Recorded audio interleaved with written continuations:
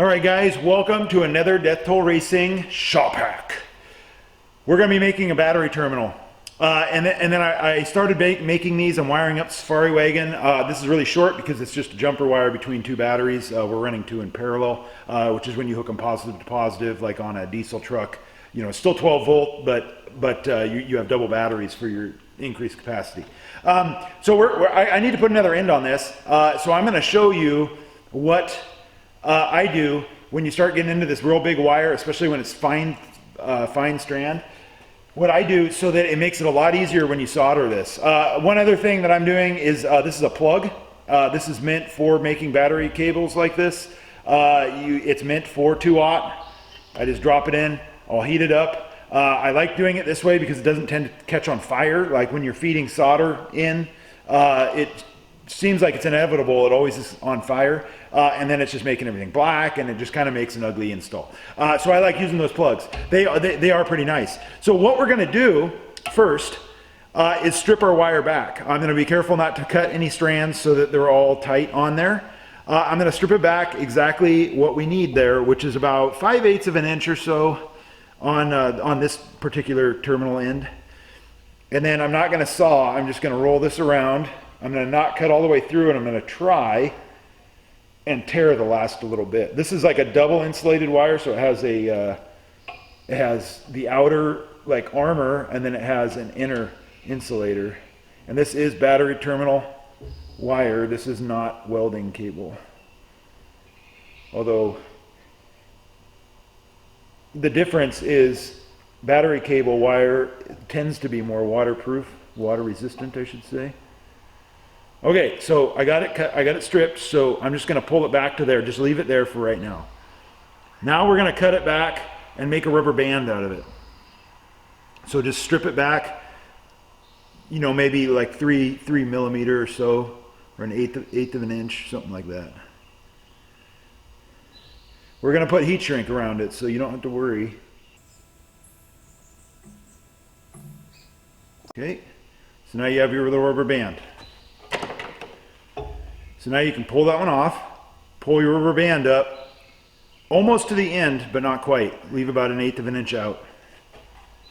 And what that's going to do is it's going to allow us to get that started, and then when we push down, that'll just mate back up to here, and then we'll put our heat shrink over it. That can be done with a zip tie if you failed to do that. I like doing it this way. It keeps the wires really nice and tidy in there. The heat shrink will fit over my lug, so I don't have to worry about putting that on the table first. So now we'll go ahead and heat it up.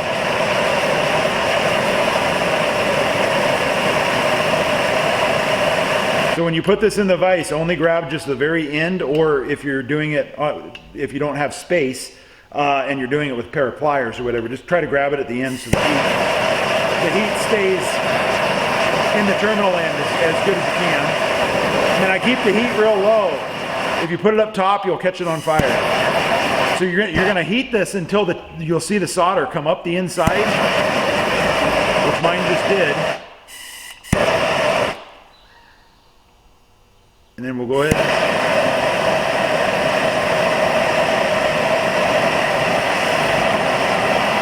It's going to squirt out, but I like pushing it in slow, like that, and then kind of post heat it. And let that solder stay liquid and get into all the way through the strands of this cable.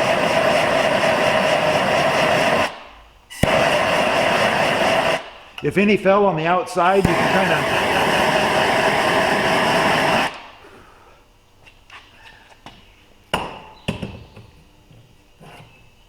Okay, let that sit there. Try not to move, or you could crack the solder when it's in its kind of fragile state of cooling off. It'll have a state. If you're super familiar with soldering, you'll know what I'm talking about. I got a little bit of solder that kind of made its way back out. I'm going to cut it off. I don't want that.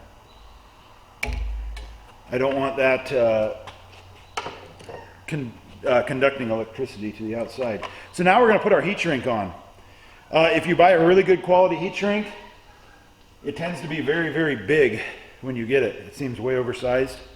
And that's okay. It's actually kind of nice because then if your cut kind of looks like a beaver did it, you can't really tell by the time it shrinks down. If that makes sense. Because sometimes when you're cutting this stuff, it does look pretty shoddy. So just make sure you don't have anything hanging off of it. But then for the most part, you won't be able to tell that your cut isn't the greatest.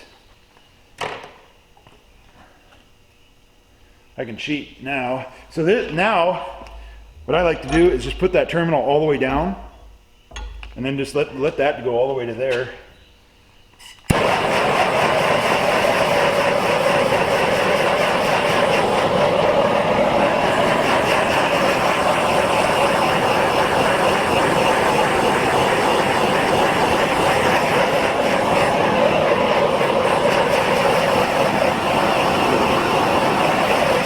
Get in a hurry when you're doing this stuff.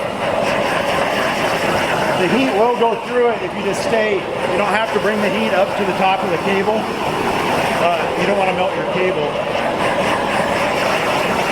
Obviously, I'm not ever holding my torch on.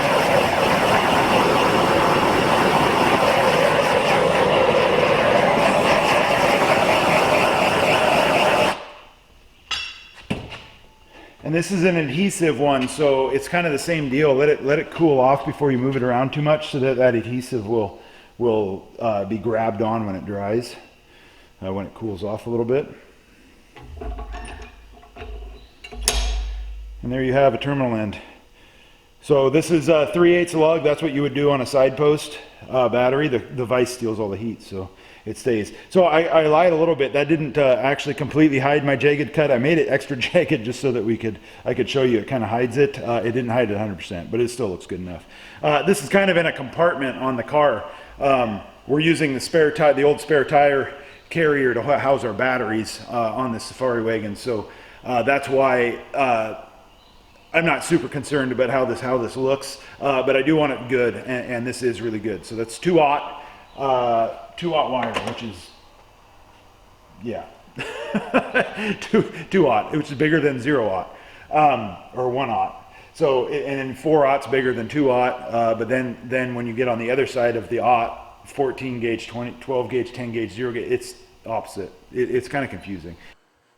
Well, that was kind of a funny way of ending it, but thanks for watching. We'll see you again real soon. We got lots of cool stuff coming out in the next few weeks.